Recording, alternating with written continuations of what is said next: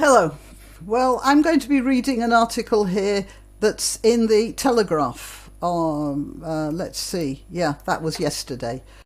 And it's by Jade McGlynn. And it's a very depressing piece of writing, I have to confess to you. But it does explain a little bit what's going on in Russia right now and why it's very unlikely that Putin is ever going to be ousted from office.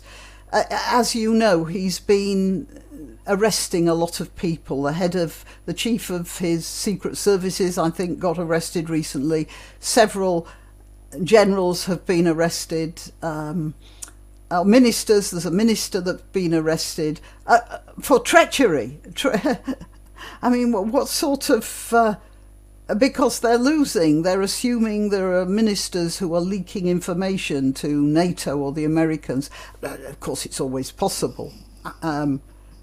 It's not very likely, though, because this isn't going to help anyone in Russia. They're not going to get rid of Putin.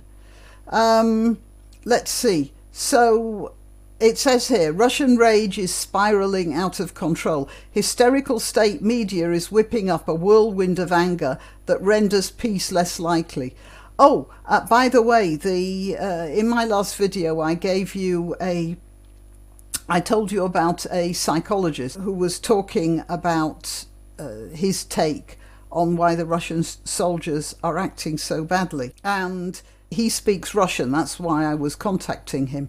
Well, he doesn't speak it very well, but he does understand it. And he said he's been listening to Russian media. And he says the sort of propaganda that the Russian media is saturated with is just crazy. Now, this is somebody who's not living, who's well away from Russia or from any Middle European areas. So I reckon he can give as dispassionate a view of what's going on in Russia as most people. And he says what's coming out of there is just sort of German Nazi type propaganda. So at first in Russia they were saying Ukraine's been taken over by a group of Nazis, and we've got to get them out the way to liberate the Ukrainian people from them.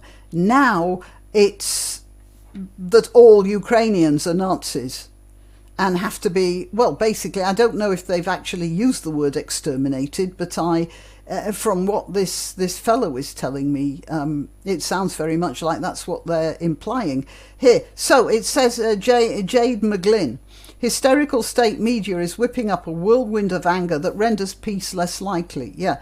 And then she says there isn't much choice on Russian TV anymore because they've closed down all the independent stations by now. You can flick between war hysteria, bloodlust or sanguinary propaganda. Before Russia invaded, many analysts were sceptical of claims of imminent war precisely because there hadn't been a media onslaught to prepare the population. Now, Russian state media are making up for lost time. The tone is becoming ever shriller as the media churn out conspiracy theories about how Ukrainian troops massacred their own civilians in Bucha to make Russia look bad, or peddle the line that to rid Ukraine of Nazis, even the idea of the country must be destroyed. This echo chamber of hysteria has unleashed on the Russian people a whirlwind of horror, anger and gore, which only justifies more war. Okay, so even without the chorus of conspiracy, it was difficult to believe Russian negotiations were being made in good faith, given that they were led by Vladimir Medinsky, a man who described Ukraine as an historical phantom. Okay, so, you know, it was sort of created by Lenin. Not quite. Some of it was. But the Russians have convinced themselves that the whole thing isn't a proper country and doesn't deserve to exist. And so Medinsky apparently said that. And then even Medinsky is considered a traitor by nationalist media simply for trying to find common ground with Ukrainians.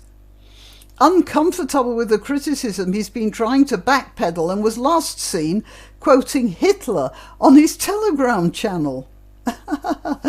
One military analyst has suggested he be replaced with Ramzan Kadyrov, the leader of Russia's Chechnya region.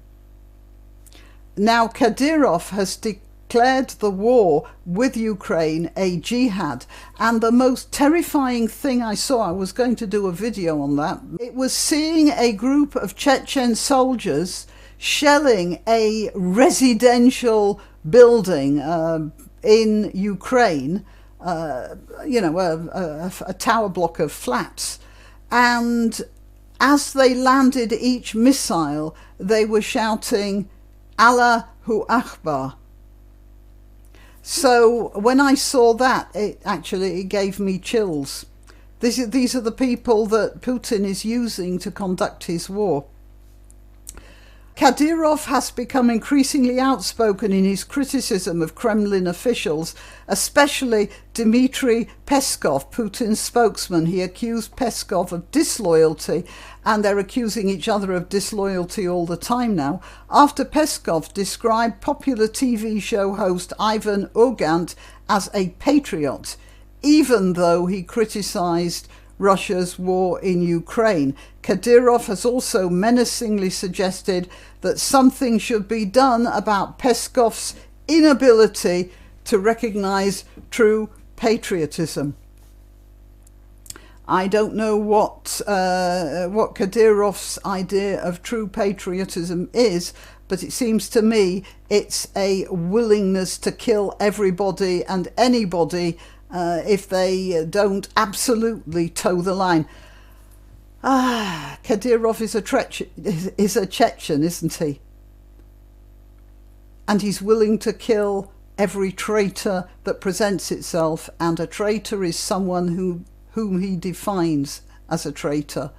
Anyone who dares to speak out in any way and not toe the line precisely. Sounds familiar?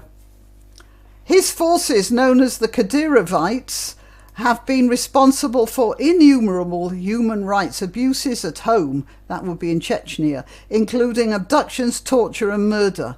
Thousands of them are now fighting in Ukraine. Given Kadyrov supported Putin massacring his own Chechen people and razing Chechen cities to the ground, it's perhaps not surprising that he should support similar tactics in Ukraine. The Kremlin seemed taken aback by the intense media appetite for further action in the Donbass. This campaign sowed the propaganda seeds the Kremlin is reaping today.